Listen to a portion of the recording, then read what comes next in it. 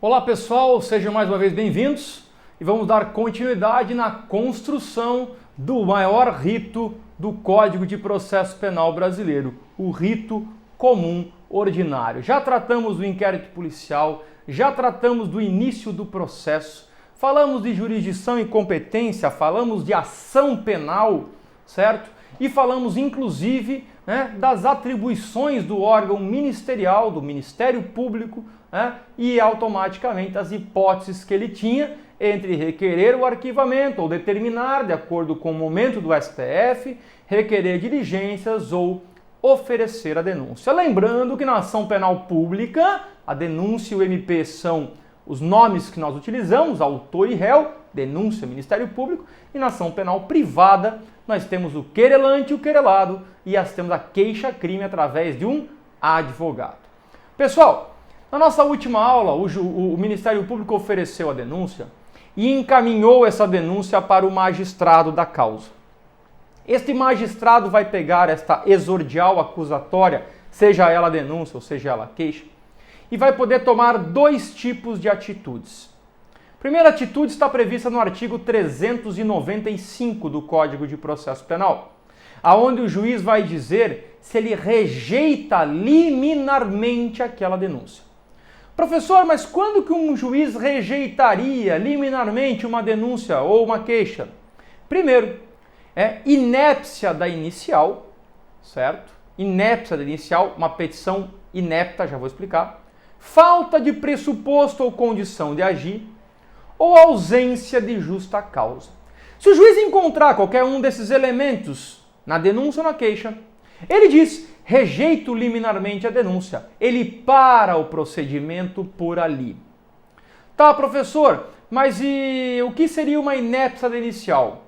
A inépcia da inicial é quando a inicial ela não tem começo, meio e fim, ela não tem pé nem cabeça, ela não tem, na verdade, não segue os pressupostos básicos, ela não tem uma estrutura clara, ela não narra os fatos, ela não individualiza as condutas. Isso é uma petição inepta, ou seja, que não preenche os pressupostos básicos. Pedido, causa de pedir, legitimidade ativa e passiva, essa é aquela organização da peça processual. Tá? Inépcia de inicial. Falta de pressuposto ou condição de agir. Mas antes de falar da falta de pressuposto ou condição de agir, eu vou voltar para um exemplo da inépcia da inicial. Existia um momento em que eu estava lecionando e disse para um aluno meu assim, para os alunos, olha, eu peguei um caso na prática de um representante do Ministério Público que tinha uma enorme dificuldade na redação, em redigir as peças. E as peças dele eram terríveis, as denúncias, por exemplo, eram assim. Imagine o crime de furto, tá? Então o Ministério Público, no uso de suas atribuições, vem oferecer denúncia contra o Rigueto pela seguinte prática. No dia 25, o Rigueto subtraiu, aí ele abria parênteses, pegou para si, fecha parênteses. Coisa alheia móvel, abre parênteses, no caso uma bicicleta, fecha parênteses. Para si ou para outrem, abre parênteses, neste caso para si. Sendo assim, o Rigueto deve ser... Peraí. Ele pegava o tipo penal, abria parênteses e ia explicando a conduta do autor no meio do texto. Quando eu lancei isso na sala de aula, assim, sem falar de nomes, nada, um aluno no fundo da aula levantou a mão e falou: professor, eu falei, pois não, eu sei de quem o senhor está falando. Eu falei, pelo amor de Deus, não mencione nome porque é uma situação até chata, Não, mas eu gostaria de fazer um comentário. Eu falei, pois não. Eu falei, é ele que faz essa peça. Não somos nós, tá? E que geralmente a culpa é do estagiário. Ele foi, não sou eu não que faço essa peça, quem faz essa peça é o próprio promotor. Isso você encontra aos montes. Peças ruins por parte do advogado, peças ruins por parte do Ministério Público, uma inépcia da inicial. A grande maioria não, a grande maioria são peças boas, mas você encontra sim, com uma certa frequência, inépcias das iniciais. Falta de pressuposto ou condição de agir é o segundo momento. É o segundo momento, falta de pressuposto ou condição de agir. A condição de agir, o pressuposto, por exemplo, eu posso falar para os senhores que seria a questão ligada a esses dois termos, ou a falta da representação, na ação penal pública condicionada à representação, lembra? Ou não é a vítima, ou não é o cônjuge ascendente, descendente ou irmão.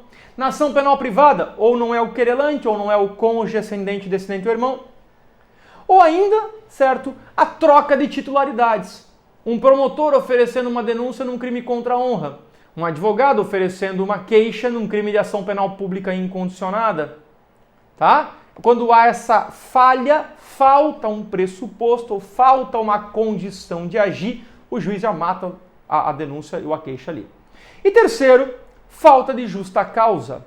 Justa causa, se você quiser anotar o conceito, ela é o lastro mínimo de materialidade e indícios de autoria que reputem a abertura de uma ação penal. Lastros mínimos, você tem que ter o mínimo de indícios de autoria e de materialidade para que se desenvolva uma persecutio criminis, uma ação penal. Perfeito? Então nós temos esse padrão aqui, tá? Repito, vocês vão encontrar peças boas e ruins de ambos, eu sempre falo dos dois, porque como tem sentenças boas, sentenças ruins, vai encontrar sentenças ótimas, defesas de advogados ótimas e peças acusatórias ótimas. Mas tem que tomar cuidado. Então a falta do pressuposto ou condição de energia é uma coisa, a inércia inicial é outra, e a ausência de justa causa é um promotor que está me denunciando por algo que não se enquadrou em nenhuma conduta típica, por exemplo. Qualquer uma dessas três hipóteses, senhores, fará com que o juiz rejeite liminarmente a denúncia ou a queixa. Mas caso a denúncia seja apta, ou não inapta, e sim apta, perfeita, tenha pressuposto e condição de agir, e tenha justa causa, ou seja, o mínimo de lastro necessário para o exercício da ação penal, o juiz então vai para o artigo 396, que diz assim: oferecida a denúncia ou a queixa, se o juiz não rejeitá-la liminarmente, ele recebê-la-á e determinará a citação do acusado para responder à acusação no prazo de 10 dias. Vou contar para vocês que nas nossas próximas aulas falaremos sobre comunicação de atos processuais e daremos uma aula para vocês que servirá para a tua vida profissional, para o teu estágio de prática jurídica. Eu vou ensinar a vocês como escrever uma peça processual. Vai ter uma aula própria para isso. Como que se escreve uma resposta à acusação? Como que se escreve uma alegação final? Como que se escreve um recurso de apelação? É top. Presta atenção, assista às aulas e siga, na verdade, todo o caminho aí do rito ordinário conosco. Tá bom? O que eu quero voltar a falar com vocês aqui agora? Então, olha só. Oferecida a denúncia ou a queixa, o juiz pode rejeitar liminarmente ou recebê-la. Se ele recebê-la, ele vai determinar a citação para oferecer a resposta à acusação. Eu não vou entrar nos atos de comunicação de ato processual aqui, porque o tema é longo, então eu vou parar o nosso vídeo nesse momento. Mas tem um ponto importante aqui. Falei para vocês que o processo começa quando o inquérito policial é distribuído no fórum. Mas eu ainda não falei para vocês em que momento iniciou a ação penal. Embora a portaria e o auto de prisão em flagrante abram o inquérito e a queixa e a denúncia abram a ação, ela não deu início à ação penal ainda. E aí eu quero que vocês anotem aí, porque eu vou pedir nas provas de forma variada, tá? De forma variada, as três correntes que se referem ao momento do início da ação penal. Existe uma corrente minoritária, anota lá, que diz que a ação penal começa no momento em que o promotor ou o advogado oferecem a denúncia ou a queixa-crime. Basta oferecer e protocolar no fórum, deu início à ação penal. Corrente minoritária. Segunda corrente, a corrente intermediária, diz que a ação penal começa com a citação válida do réu ou do querelado. Uma vez que eu tenho a citação válida do réu ou do querelado, eu tenho a figura do início da ação penal. Uma corrente intermediária. Tem alguns seguidores, alguns doutrinadores de peso seguem essa linha. Mas a corrente majoritária, e agora põe 10 asteriscos ao redor, tá? A corrente majoritária diz que o início da ação penal se dá no momento em que o magistrado despacha pelo recebimento da denúncia ou da queixa.